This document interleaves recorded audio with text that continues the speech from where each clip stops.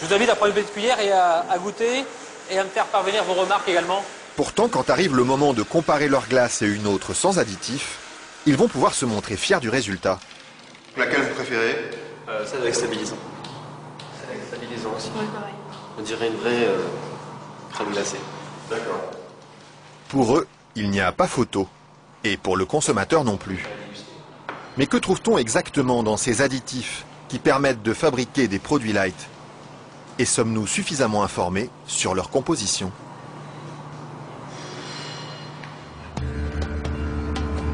C'est à Vilvoorde, à quelques kilomètres de Bruxelles, que nous sommes allés chercher les réponses.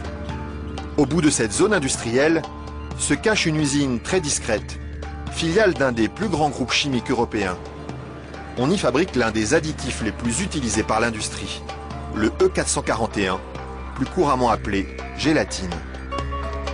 Et le responsable commercial de l'usine, Michel Vandenberg, n'est pas peu fier de nous montrer tout ce qu'on arrive à fabriquer avec son produit miracle. Alors je vais vous montrer quelques exemples des principales applications de la gélatine. On a naturellement le secteur alimentaire qui est l'application la plus importante au niveau mondial. Alors vous avez ici tous les produits gélifiés. Le premier marché pour lui, ce sont les bonbons. Mais on trouve aussi sa gélatine dans des gélules pharmaceutiques, des pellicules photo et même des shampoings. Dites-moi, il y en a vraiment partout de produits finalement. Ben, ce serait pas mal qu'il y en ait partout. Mais pour ça, il faut produire toujours plus. Alors ici, l'usine tourne à plein régime. Et la fameuse gélatine de Michel Vandenberg, la voici qui sort, tout au bout de la chaîne.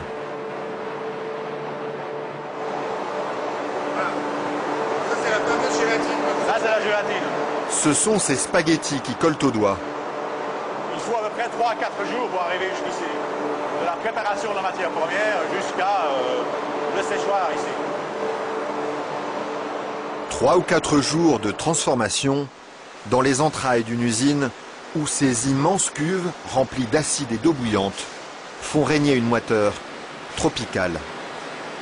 Et au milieu de cette atmosphère étouffante, il y a un détail qui frappe le visiteur et qui pénètre jusque dans les locaux les plus protégés de l'usine. C'est pourquoi ça? Ah, c'est les odeurs. Ça sent mauvais les îles? Ça dépend. Une odeur âcre, d'acide et de graisse brûlée qui flotte sur tout le site jusqu'à l'extérieur de l'usine. Et la raison de cette odeur, la voici. C'est la matière première avec laquelle on fabrique la gélatine. Ça c'est la matière première. Nous traitons donc la couenne, la peau de porc. D'accord. De la peau de porc qui arrive par palettes entières dans son usine. Une matière première qui ne lui coûte presque rien et qu'il achète dans toute l'Europe.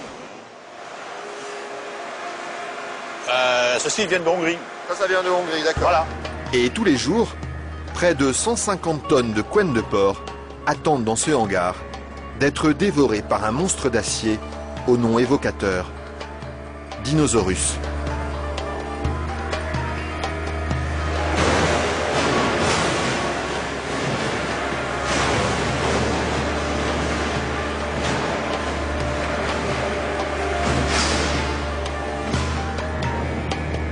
Grâce à cette matière première bon marché, Michel Vandenberg parvient à vendre sa gélatine à moins de 5 € le kilo.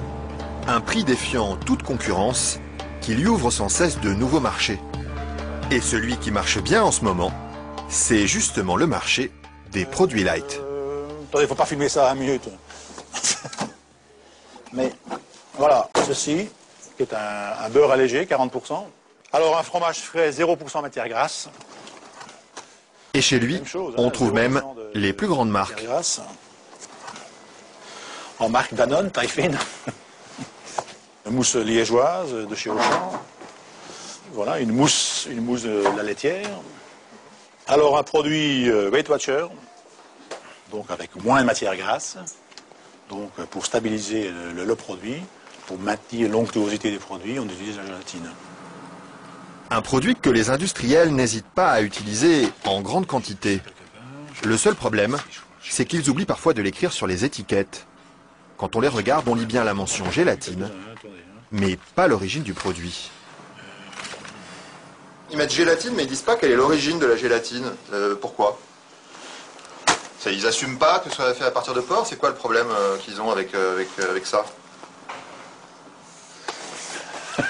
Non, mais je veux dire... Non, parce que c'est un problème, c'est un sujet très sensible.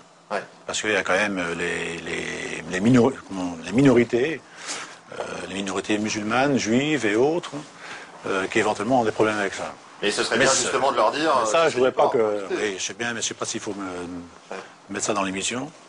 Mais c'est vrai que, bon... Parce que du coup, ils savent pas si c'est du porc ou de la vache. Du coup, comment ils font pour consommer... C'est ça le problème, il faudrait peut-être leur dire. Une question qui laisse Michel Vandenberg sans voix et à laquelle aucune marque de l'agroalimentaire n'a souhaité répondre, malgré nos nombreuses sollicitations. À croire que la gélatine de porc est un sujet sur lequel il préfère rester discret.